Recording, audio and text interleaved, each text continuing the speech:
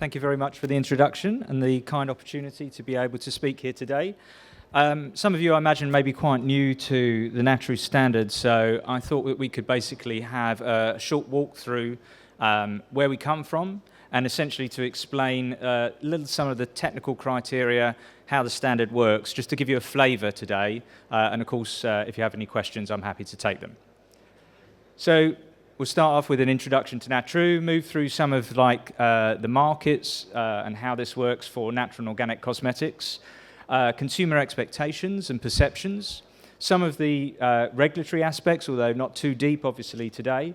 Then obviously about the technical and some of the operational, what I'll call characteristics of the label, because it's a label which allows for third-party certification.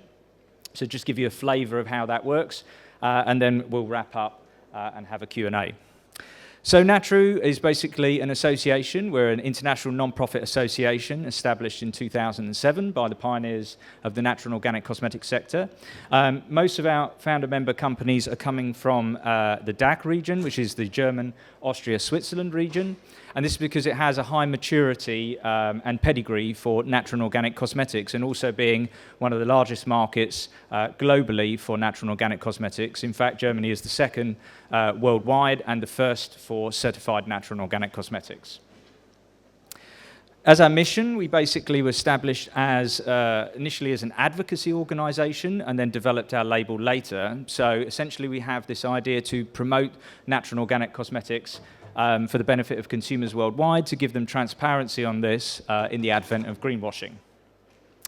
So in terms of our activities, we still work on advocacy actions, and since we're situated in Brussels, we have the opportunity to interact with European policymakers, although we also provide depositions and comment to various public consultations, including those in the US, for example, with the FTC recently on their Green Claims Guide. Obviously, communication is a big element. We're not a trade association, but in basically engaging and informing the consumer is very important so that there's not a skewed or a misinterpretation of what natural and organic cosmetics actually are and what they provide and what they don't. Obviously, daily support to our companies that are our label users, and we work with certification bodies, which we'll come to in a minute. But interestingly, we're also part of some Horizon 2020 projects working on things like sustainable surfactants from upcycled raw materials and also packaging. So in terms of our standard, what is it? Well, it's essentially a private voluntary standard. So this means it's not mandated by law and it's not an obligation. It's something that you can opt into to provide an added value, and we'll touch on those today.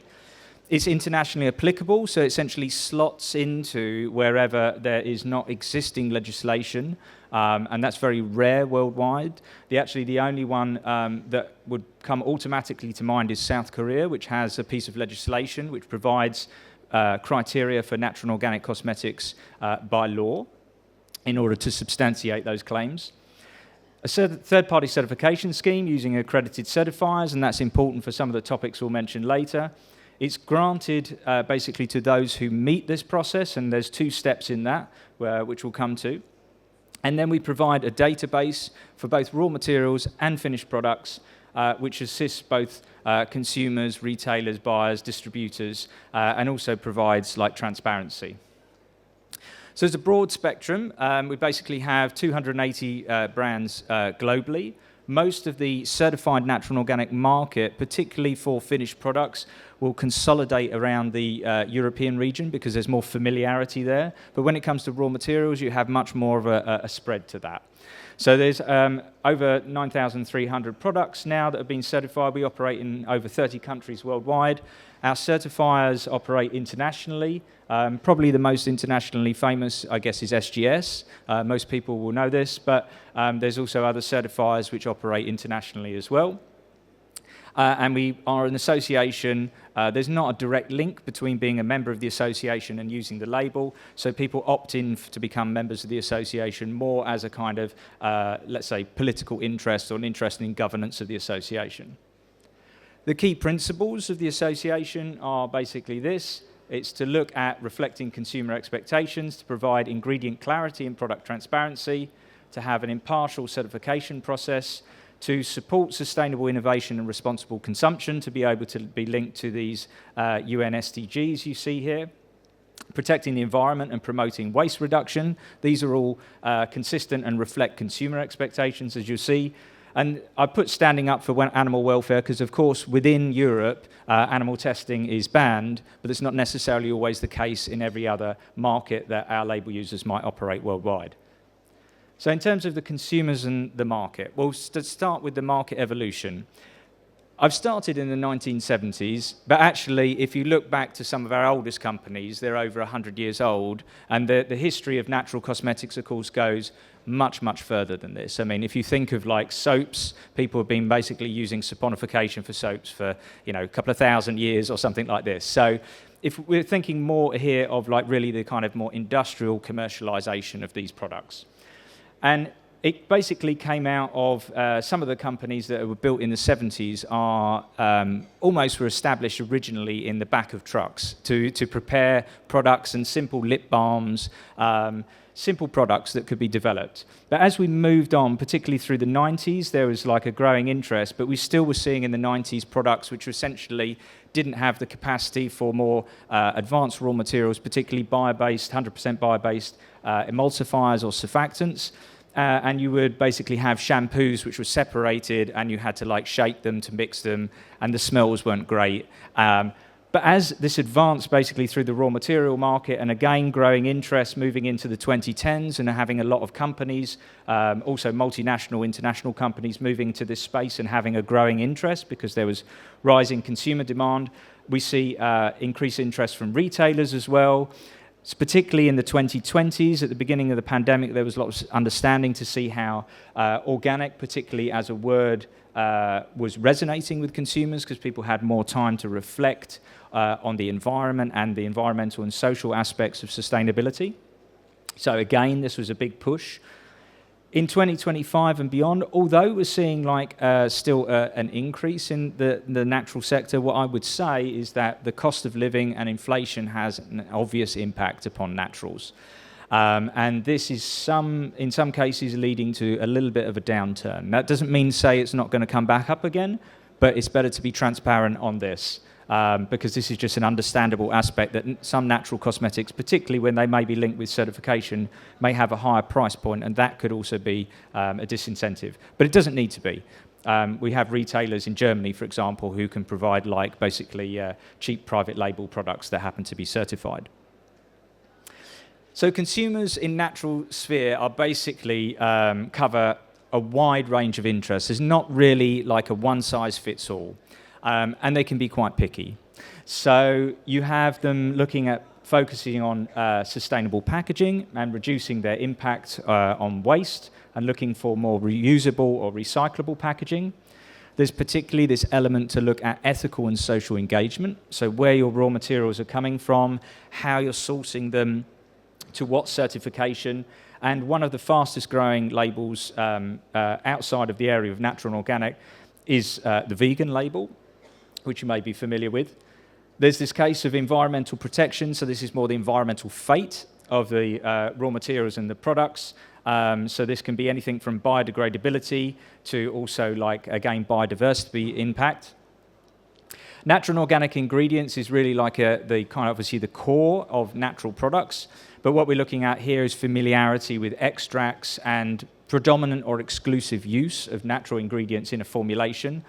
And obviously, the opposite to this is the avoidance of basically petrochemical-based ingredients. Now, we have to raise the obvious thing that this is sometimes associated with hazard perception, which is a question of safety and the idea that natural is safer, which is not the case from a regulatory perspective at all. And from a toxicology perspective, and even from a chemical perspective, you can imagine that ethanol, which comes from petrochemical or from bacterial fermentation, has the same safety profile at the end of the day. But the free-froms is a known driver. The main thing, I think, at the end of the day that consumers are always looking for is the innovation side. And really, this is the case that if you make a natural product, that's fine. But at the end of the day, it's just a claim. you still have to have a product that is functional, that is safe, that is affordable, and we have to be realistic about that. So the global megatrends that we kind of see is a long-term shift in consumer behavior, moving towards this wellness and sustainability factor. The idea of mindful consumption is a bit of a marketing buzzword, but it really focuses on this case that people are looking for products, obviously, that are attractive and smell nice, but there are other components that are being built into that decision-making, not by necessarily every consumer, but it's important to recognize this, particularly in growing markets. And in Europe, with changing regulation, there's also much more interest in this area. But they effectively, consumers need affordable sustainability, cost-effective products, and the drivers always have to be the awareness and the availability. If you want to buy these products, but basically they're nowhere to be seen, that doesn't really help. That's why it's so important that we see in markets in Europe that there's presence in retailers, because then it gives exposure to natural products and particularly certified natural products. But efficacy, of course, is a major point here. And we've done a couple of studies on this, which you can find on our website at the URL at the bottom if you happen to have an interest. So the general trends that we're seeing is basically conserving resources, moving towards more waterless products. Maybe that's a few years into the system, but there was a general boom to try and go back to particularly solid shampoos, solid conditioners, solid soaps, away from liquid to basically conserve water. Increased efficiency by working with multifunctional formulas and easy rinse applications. Upcycling and biotech alternatives has been, particularly for raw materials, a big point of interest, particularly upcycling to revalorize otherwise wasteful materials and use side streams. That's a really important factor.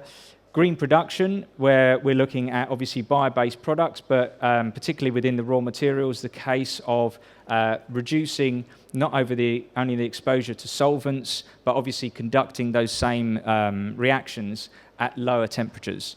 And supercritical CO2 sometimes is used for essential oil extraction nowadays, as opposed to steam distillation to kind of reduce the energy intensity in some instances. And obviously enzymes are being used commonly now for reactions which would otherwise be done at a higher temperature or chemically, like esterifications. And just to say with the packaging, basically we're looking there's more interest in removing away from plastic. I think plastic becomes a bit of a boogeyman sometimes, but the case in point is that consumers are looking for more sustainable alternatives rather than a linear packaging aspect with a disposable throwaway culture. And this is why they're looking at bio-based materials which can be based from renewable resources, refillable options, biodegradable materials, etc.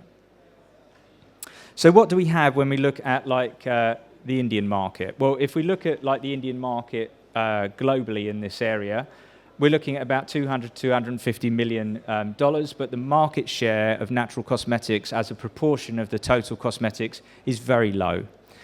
Certainly comparable to what you might see in major European markets, even in the US.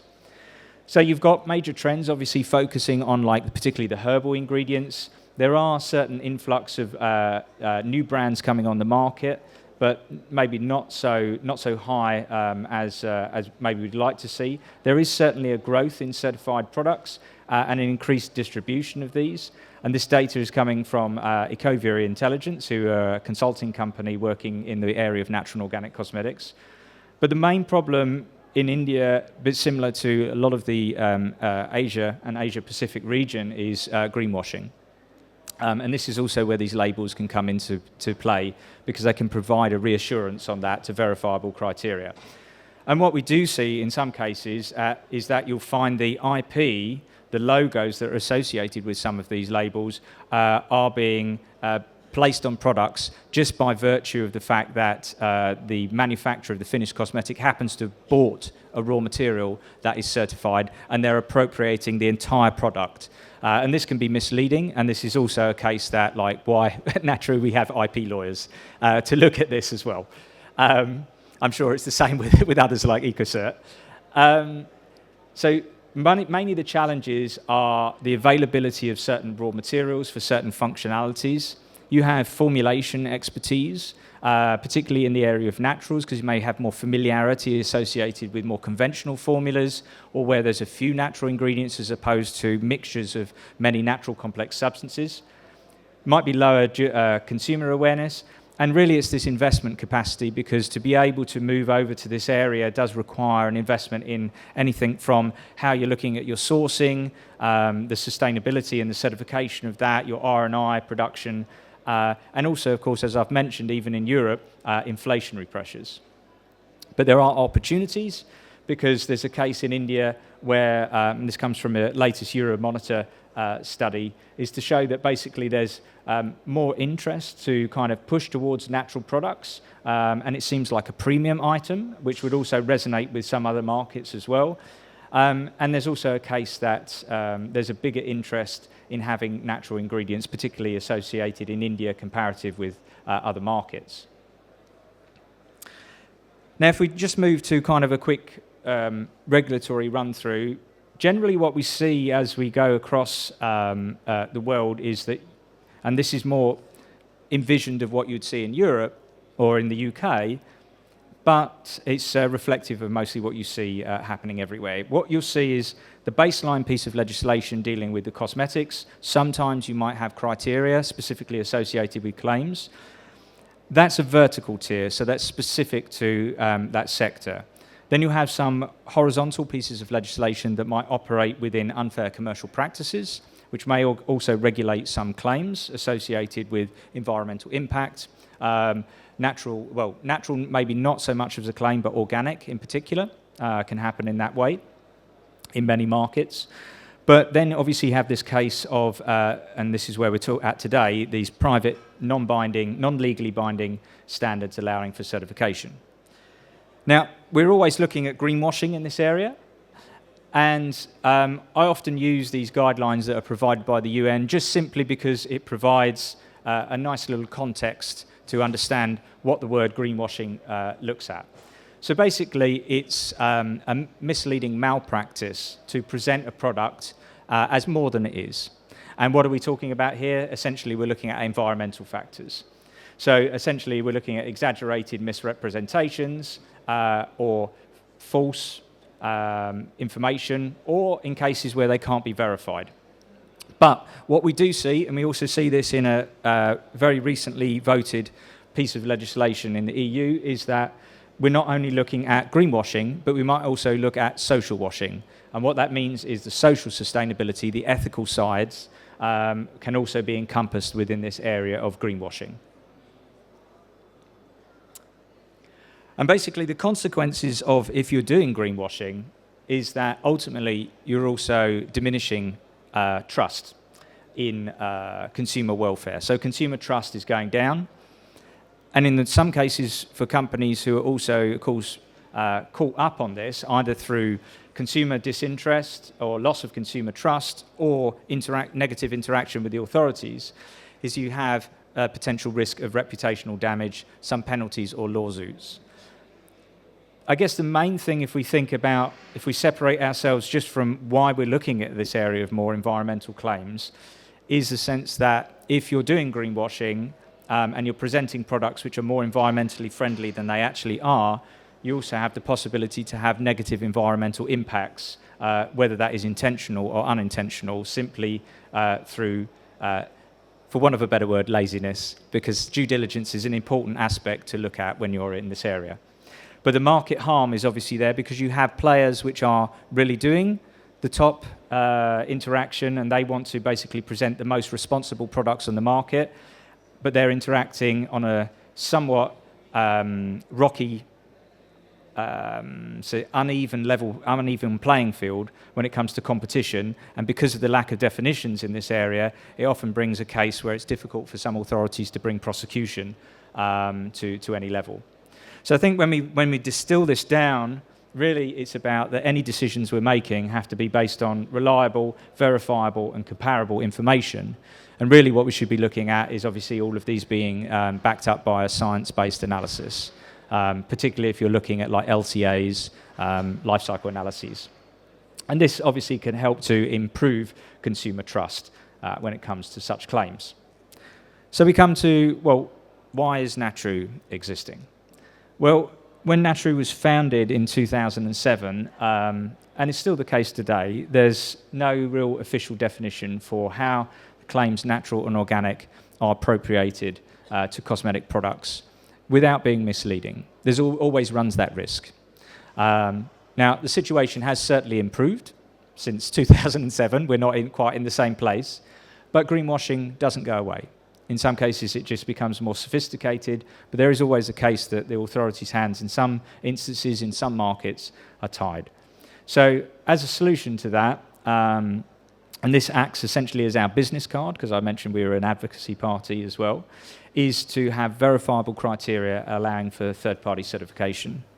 Now, we are one of many labels that are on the market, and the labels are often split into different characteristics associated with a finished product.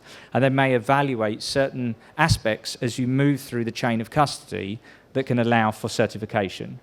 So in some cases, you see ethical components. Again, animal testing in Europe is banned, but in some of the markets in the world, these have more gravitas, so more weight. There's origin, so whether that be non-GMO project, which is one of the fastest growing labels in the US, or halal, or vegan, as I've mentioned. The area that we fall into is this case of looking at the origin of the raw materials, how they're manufactured, and basically what the makeup of the product is. And really what we fall into when we distill that down is that you essentially have, I've put 3 here, there are more in the world, but I would say that these are the most relevant ones.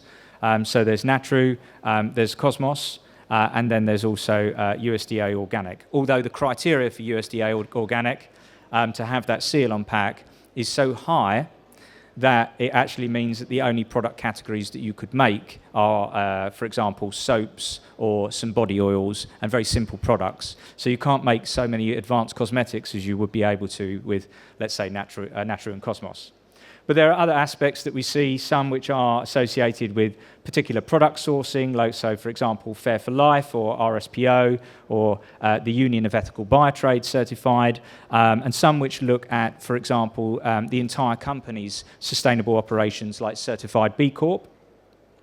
There are type 1 eco-labels, so these are essentially mostly established by national or public bodies. We have some which are associated, I put hazard avoidance.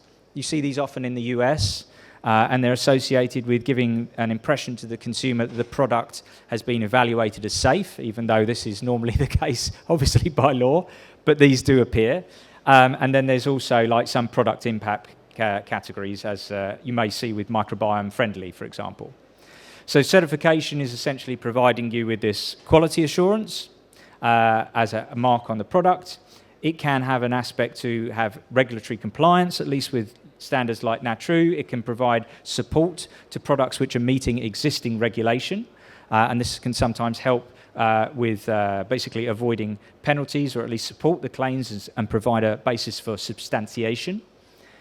It can be improving for consumer confidence and provide them with a moment of orientation to be able to support aspects that they're looking for, particularly this aspect of informed decision-making. So remembering consumers, every consumer, and we're all consumers, have the right to know and the right to choose what we're buying. So transparency is a key element there. Market differentiation is important. You're making an investment in a system which allows for substantiation. And then, of course, there's the case that in some instances, certification can also facilitate trade. And we see it in, at least within Europe, that often there's checklists from organic retailers, and they will want to look for normally the absence of ingredients, but also sometimes the presence of particular labels that they're familiar with. And I won't go into detail here, but it's just to say that in the EU, we're seeing 2 pieces of legislation. One on the right from 2022, which has now been finalised just a couple of days ago, which both work on the aspect of substantiating claims based on third-party certification. And these are both allowing, as it stands, private standards like Natrue to operate within this framework. And green claims is also something you see in the US, both within the UK with the CMA and also with the FTC as well. So let's just have a quick run through on how we're looking and to obtain the Natrue-Label to give you a flavour of this. So we're a third-party certification system, as I'd mentioned. You will have some aspects of higher costs, but you're having higher assurance for this as a recommended option.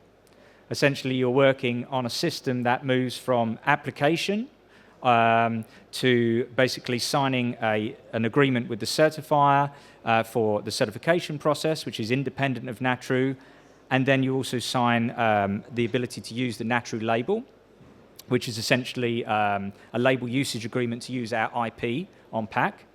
The certifier will then do a documentation check, which is based upon the dossier that is provided by the applicant. And this is, certainly in the case of finished products and organic raw materials, is basically conjoined, so like connected to an on-site audit for those products to basically see what the manufacturer is doing on paper, they're actually doing in practice. So what they say they're doing in practice. And this issues then a final certificate which can be used by the brand owner. In terms of how we break this down, well, we have essentially the certification is done independent of us, so any applicant will be paying the certifier of which you can choose, whomever you would like to work with from our approved bodies. And then you will ultimately, at the end of the process, pay a label fee to Natrue, which will be dependent upon whether you're operating with raw materials or whether you're operating with finished products.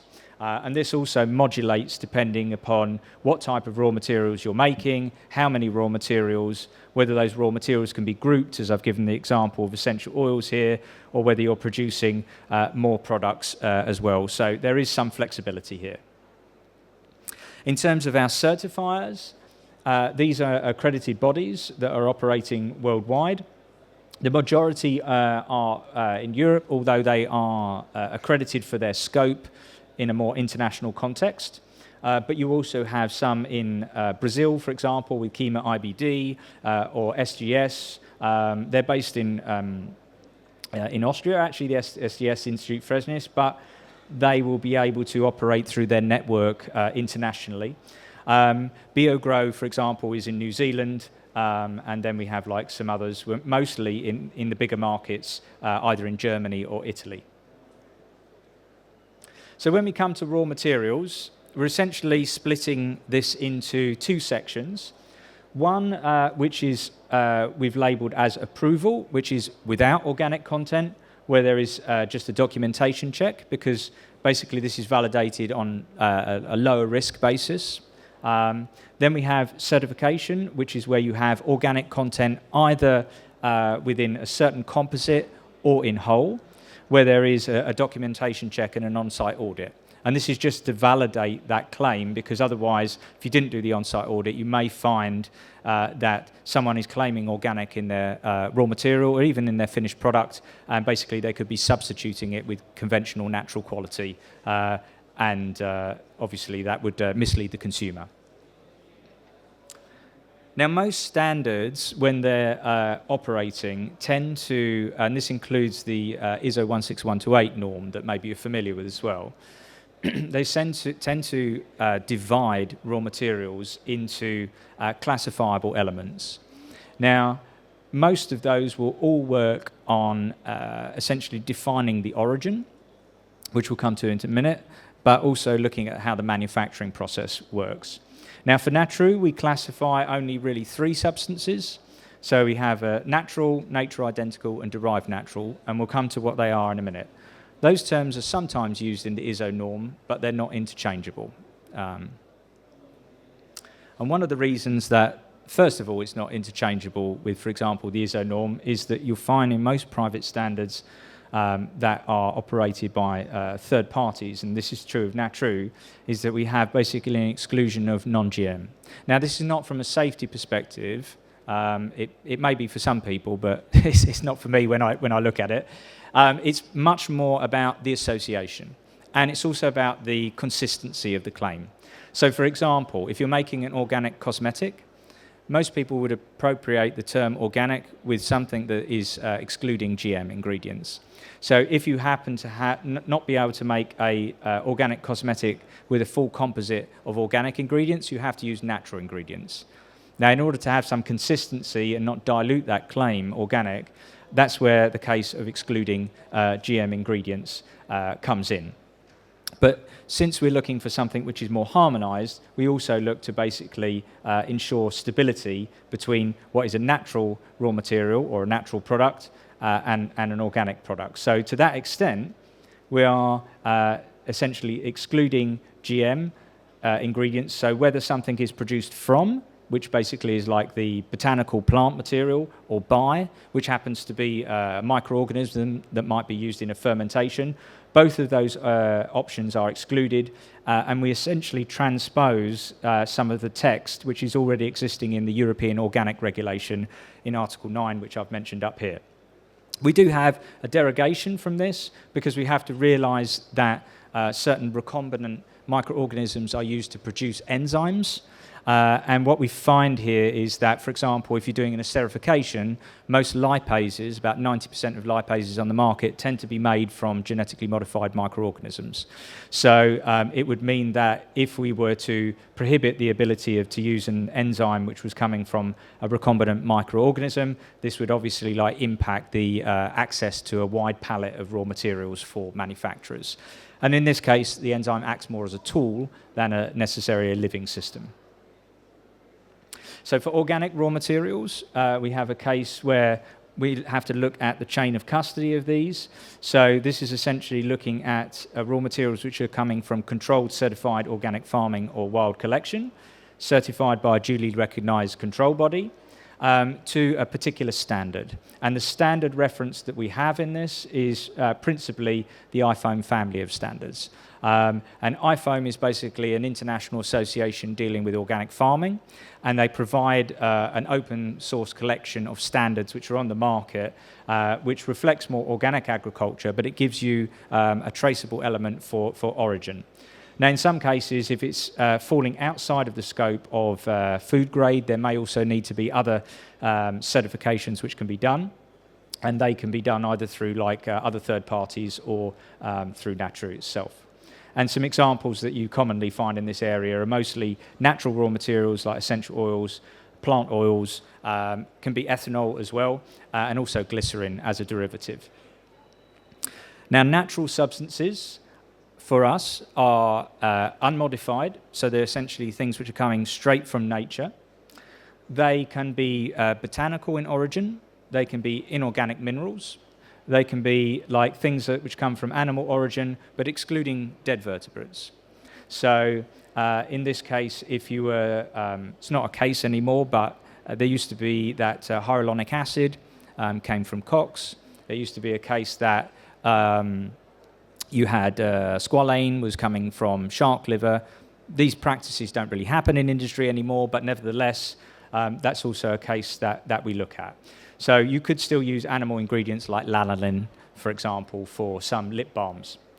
They're processed essentially by physical methods, so the common ones are distillation, but it could be more advanced methods like I've mentioned, like supercritical CO2, or using enzymes, or doing biotransformations using microorganisms.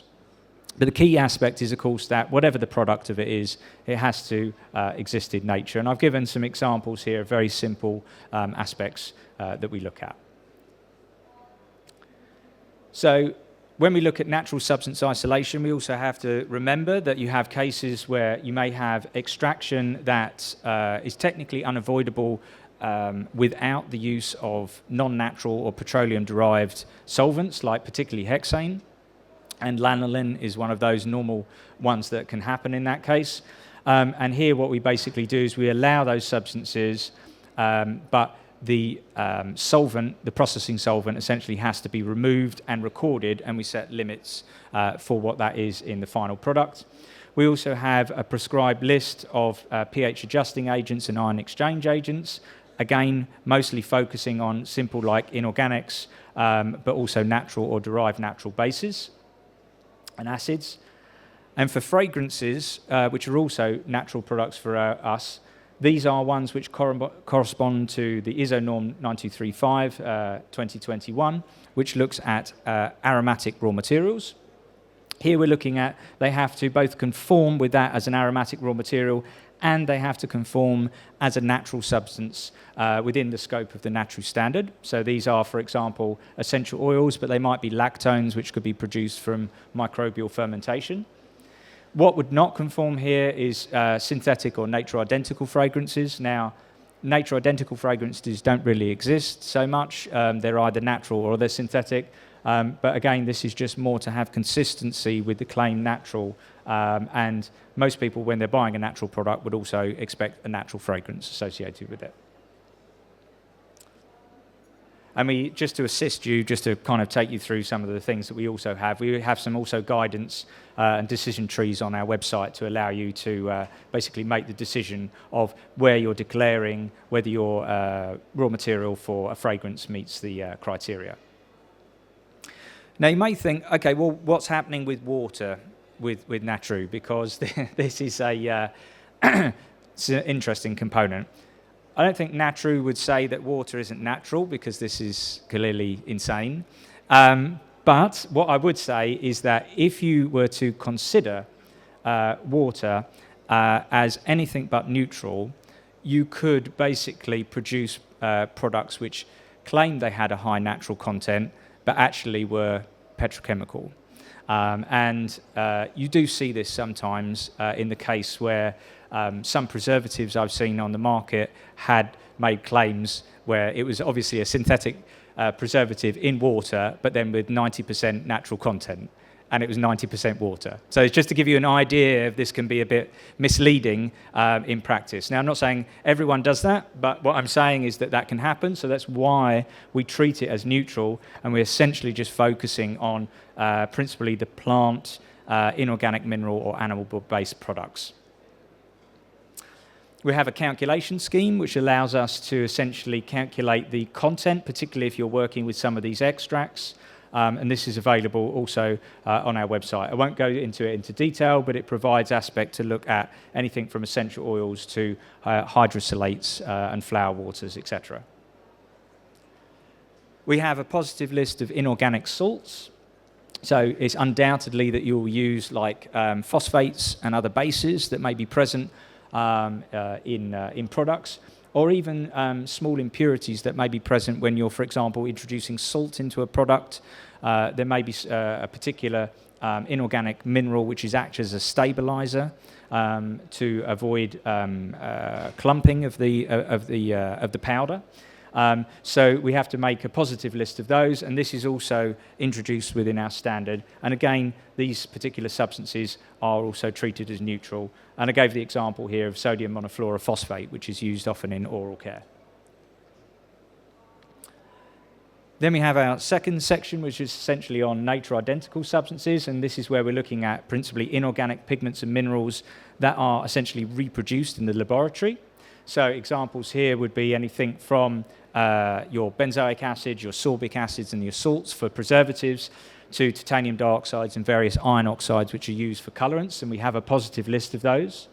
And this is present in either Annex 2 for pigments and minerals, or Annex 4A, which is associated with preservatives. For derived natural substances, these are essentially mostly falling into, like, let's say, emulsifiers is a common one, or surfactants. And these are functional elements which are required within a formulation to give it a roundness and a well-balanced character. And this, for us, is essentially where you're taking a natural substance and you're using a prescribed list of chemical modification reactions to produce a derived natural substance. Now, the output of this, whatever is going to be classified as a derived natural substance, has to be 100% bio-based. And this is where there's a divergence from the ISO 16128 norm, because that will have a particular percentage threshold in order to be classified as a derived natural substance, allowing something with 51% bio-based character to be considered as a derived natural. That doesn't happen with us, so we're basically excluding some of these semi-synthetics, or it could include quartz. The classic is cocoamidol propylbutane, but that's basically our approach to have more bio-based content where we can. We have to recognize that some of the derived naturals can also come from processing of organic natural substances. So if you happen to, for example, have an oil and you look to activate it with ozone, or you look to activate it with hydrogenation, or you want to do an esterification or a saponification on triglycerides, this allows us to essentially calculate what the remaining organic content is. So if I take an organic oil, it'll be 100% organic. If I basically make the derivative of that, it will maintain 98% of that organic character. And most of that is associated with how the reaction occurs, which is normally like obviously hydrolysis. It may be like limitation of water, removal of hydrogen. We have a proforma which allows for essentially a guidance document. So this is called a raw material documentation file. This is not mandatory, but it essentially acts as something to facilitate the certifier so they can orientate themselves through how the standard works and the classification. And this can be completed by the raw material supplier. We have a substance classification decision tree, which allows essentially for you to identify where your substance may be, taking the information that I've just mentioned.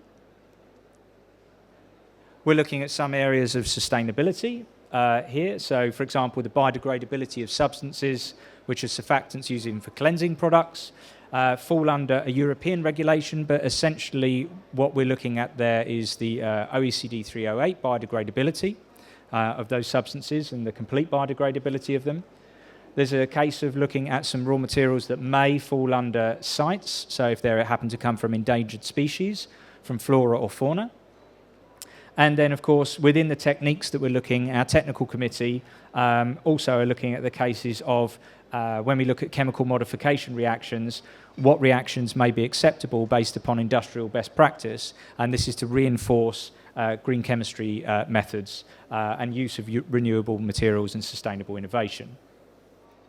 From a sustainability perspective, we mandate aspects to look at palm and palm kernel oil and the derivatives in there. So we have a minimum of mass balance quality, which we may transition to segregated or identity preserved.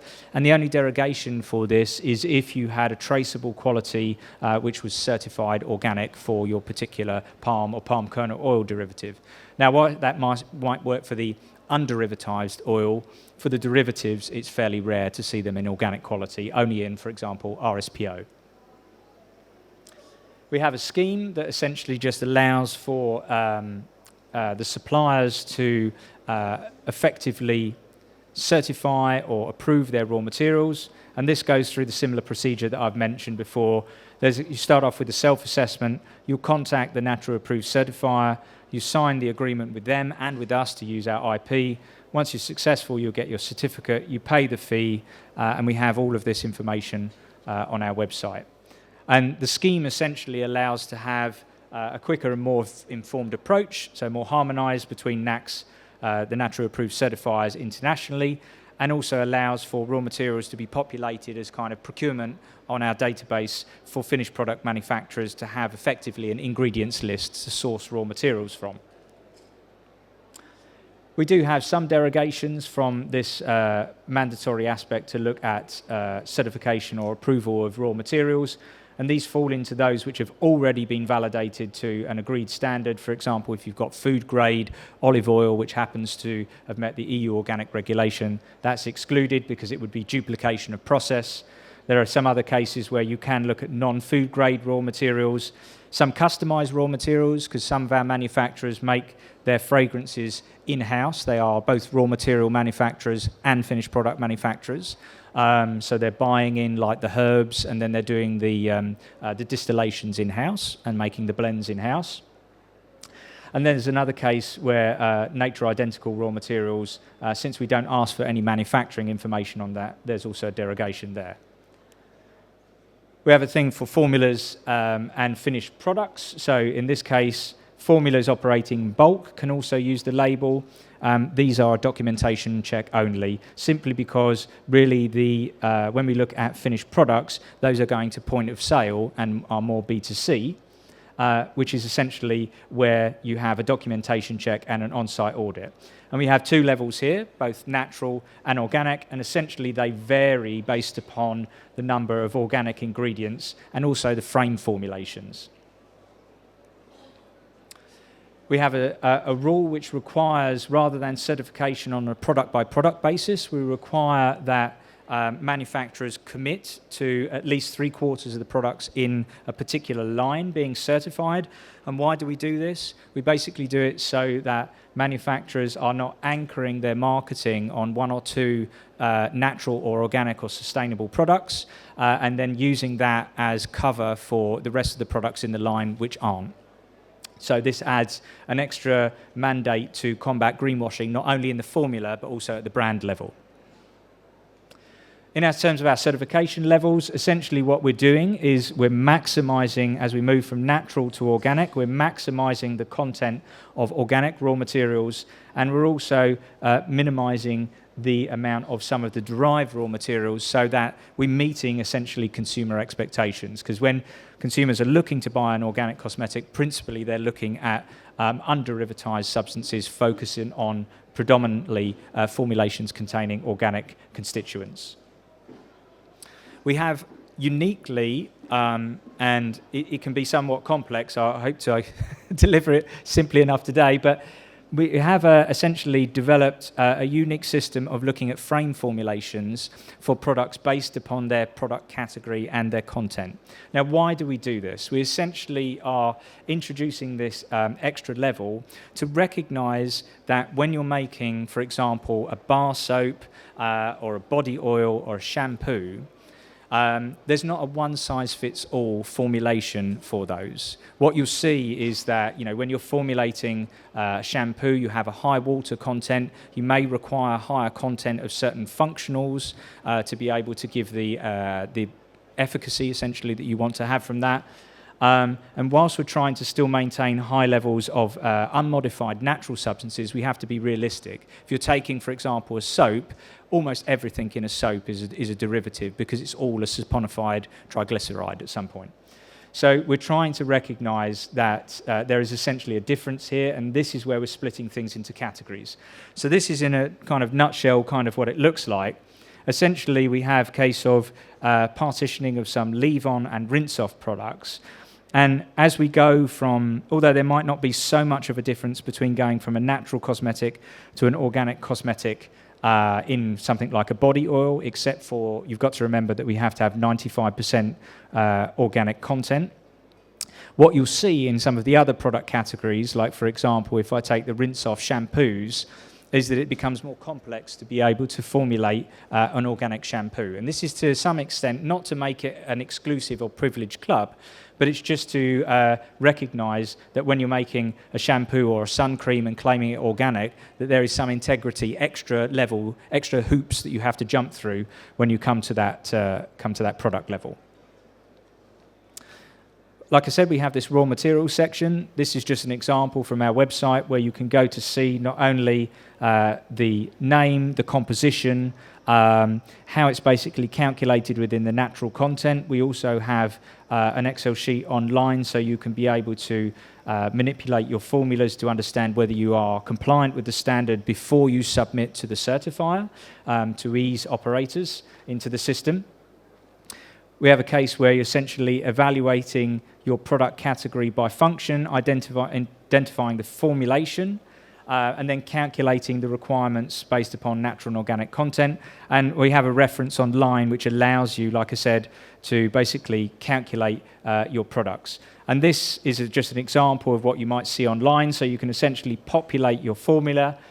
You can look at the raw materials that you have from the raw material database. You can have your composition percentage. You can look at how the distribution works between each of the between each of the substance categories, which obviously may include water, and how the distribution of those classified work if you, for example, have natural quality or organic quality. And this allows you at the end of the day to calculate a percentage organic content. of your product from the information.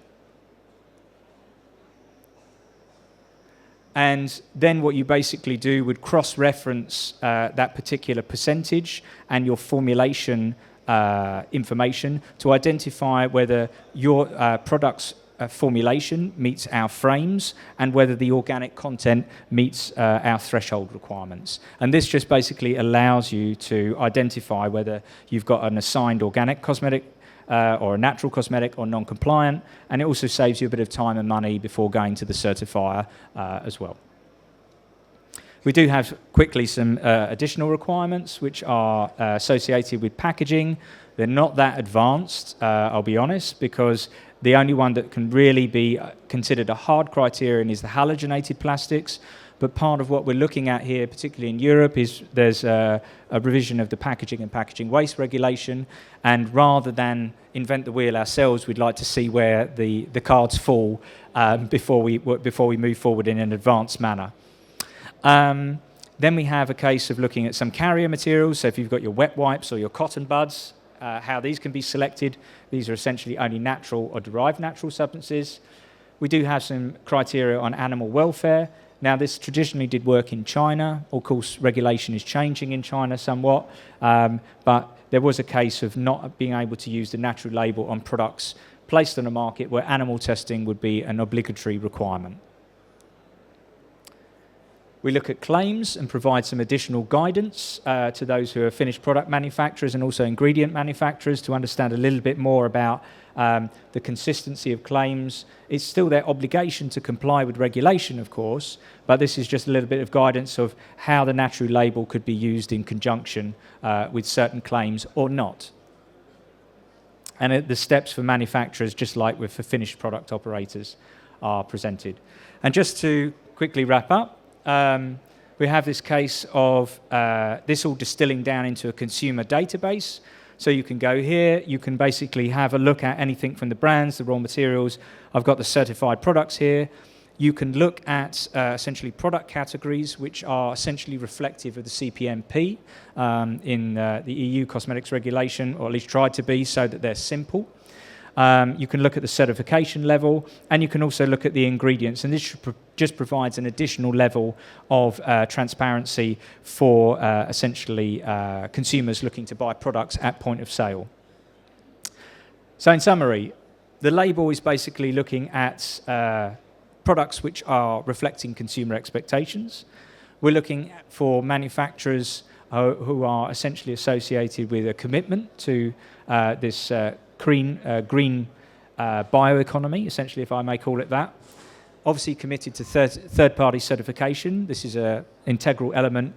There are some aspects where there's ingredient clarity that can be translated to consumers.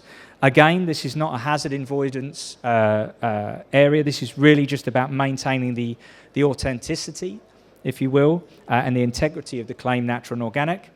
We look at the animal welfare, the guaranteed organic, and having some traceable maintenance of the chain of custody, some environmental protection aspects, look at responsible and green production, not overinflating the natural or organic content. This is key to our members, but also key to ensuring that we're respecting those claims and their transparency. And obviously, we're a non-profit association at the end of the day. So, this is a nutshell of what we look at: transparency, commitment, independence, and trust. And I think I'll just leave you with a final thought, maybe that there is increasing demand in this area. There's certainly, we see it as a kind of global megatrend that there's interest generally in naturals. There is a desire for transparency, and there is the advent of greenwashing, which we can't ignore. But it's a total opportunity for market growth.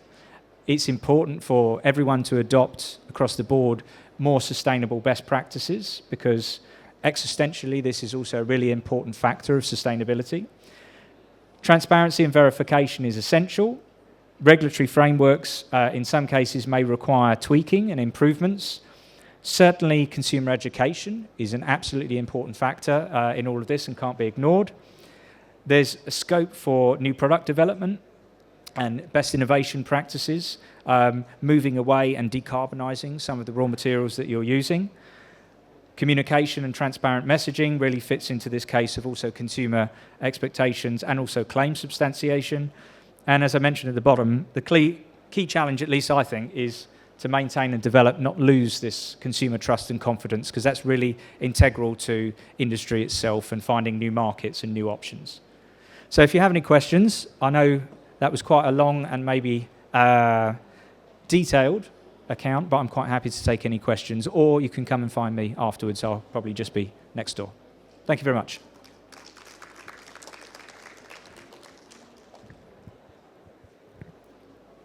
Are there any questions?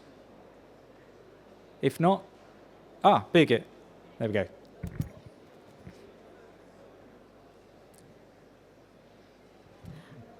I would just like, it's not a question, it's further, more a comment. We have made a study recently, last year, about an in-depth psychological study about consumers in Germany, of course, about what they think about sustainability. Well, when you ask a consumer in Germany, and I would say, well, maybe we would expect they are well educated. You say if I'm wrong, okay? So they have no clue. Then they think about it and they think, oh, I'm sustainable. Yeah. The clothes with my clothes, and where do I shop? Not the shop so far, and so they try to make their place. The best was that, I go hiking twice per year, and because I'm going hiking for twice per year, for the third trip, I can go by plane. They make their life. And what is interesting about cosmetics was that, because that was at least our focus, we wanted to see the whole thing, but what was the focus on cosmetics was that cosmetics is not their first priority. So they see sustainability is something we have to look at, but cosmetics is interesting for them. They are sustainable products as long as they are good for their skin. So if they make an allergy, it's not good. So it's this, for us as industry, gives us a chance to educate the consumer. This is a good thing, and I like the Natrue-Label. I'm fan of the Natrue-Label of the clear criteria. But I mean, it's a good opportunity for us as industry, and I would expect it be the same in other countries, but I of course I cannot say. Maybe there are countries which are more advanced, but still I think cosmetics are not on the agenda when thinking about sustainability. And also they have no real in-depth criteria what sustainability means for cosmetics. So I think this is a chance for us as industry to educate, and we should do that, I think. No, I think that's absolutely right, because it's the point of orientation. Because if you think about environmental impacts and global warming, you're thinking more about, do I use my car, do I go by plane, or something like this. But obviously it's almost like omnipresent. It's in everything we do, and every object that we're buying that has that aspect. So translating that and how to improve, not only how the industry is improving for one, but what the consumer can also do to improve themselves, I think is a key point.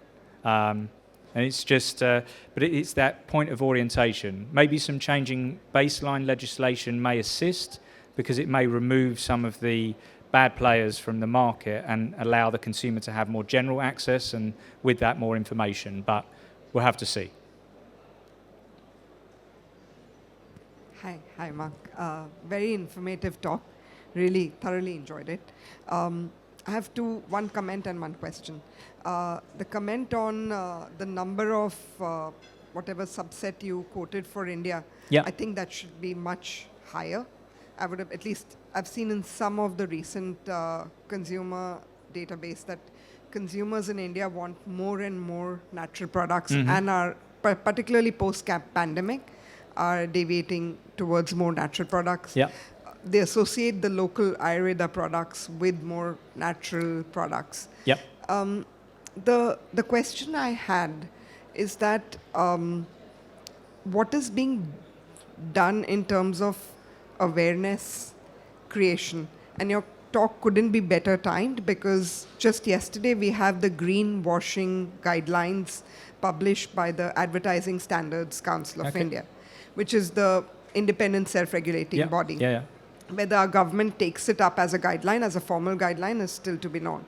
But what is being created for when? Because even when you talk to the most educated lot in India, their understanding of natural is where maximum ingredients are saying that they're natural. It has nothing to do with how they are derived or how the formulation is, how the product is. So, and they just go by any certification. There are quite a few Indian certifications that have started coming up. Yes. I've seen that. And I mean, I think it's, I mean, speaking as an association, obviously we're quite small in that perspective, so we can't be everywhere all at once. But there is a case to look to see how, I guess it has to come from both an industry perspective. So the industry will have to obviously be able to educate the consumer on things. It's this level playing field aspect that's really important, because you mentioned that the percentage must be higher, but in the case, what we're looking at there in that low 2% is with certified products. So that's ones that have been validated and meet verifiable criteria, let's say. So the other ones may be claiming natural, but then of course their formulations may be whatever composition you want to imagine. But the regulator does have a role to play, but it's the case of allowing for, if there is any in-market control, to not have their hands tied. So they have to have clear guidelines on that. And sometimes that's the problem with natural. I mean, you see that in the US, in the cases where the FDA had tried to take some companies and take action with them. And the problem they had is that those companies' immediate rebuttal was, until there's a definition of natural, good luck. You know, so really they're raising the level playing field is an important thing, and that can come through third-party certification, which is like what we're seeing in Europe. But then that also may add an extra burden onto some companies as well in terms of costs. So what we're doing is we have like a communications working group that operates through our members. So people who have opted in to be a member of the association, where we can try and improve communication about natural cosmetics, and particularly the Natrue-Label, and markets that they operate in. But that may not also be like markets like here in India necessarily. Because India, for us, I think, is more raw materials than finished product manufacturers. In some cases, what we've seen is manufacturers have been brand owners here in India, but then they've decided to go to Europe for manufacturing purposes. That has happened. And if in a formula all the ingredients are Natrue certified, would the formula then be Natrue certified, or? Not by default. Oh. So you can't presume compliance.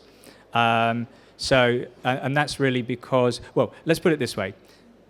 Objectively, what you could do is you could take raw materials from the database, you could put them into a formula, you could meet our standard, and you could still put it on the market as a natural cosmetic, but it would be uncertified. So you wouldn't be able to use our IP on pack as a kind of let's say, presentation that this product has met verifiable criteria.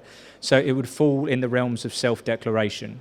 And, you know, if you're happy with that, objectively fine, but I would argue that there's always a case to have an added value of basically third-party certification, because it's not just you saying that you met this and you jumped through these hoops. It's basically someone else has validated that, and that's what is missing. Although it was looked at originally from the ISO norm, is that basically you can calculate content of a product and you can self-declare that, but you can't actually certify the product because there's essentially no criteria to say how many natural ingredients have to go into a natural product to call it natural. Is it 10%, 50%, 100%? What is it? You know, and that's what these private standards do. They basically set thresholds for product category criteria.